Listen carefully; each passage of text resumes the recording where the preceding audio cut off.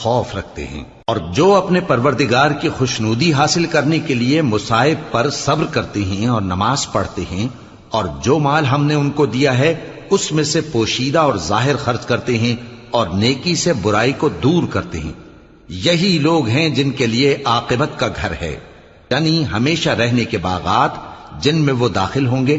اور ان کے باپ دادوں اور بیویوں اور اولاد میں سے جو نیکوکار ہوں گے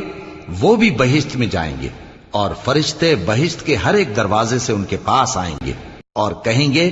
تم پر سلام ہو، یہ تمہاری ثابت قدمی کا بدلہ ہے،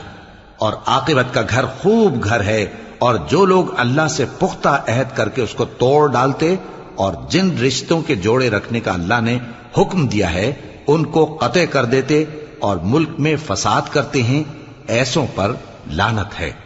اور ان کے لیے برا انجام ہے۔ اللہ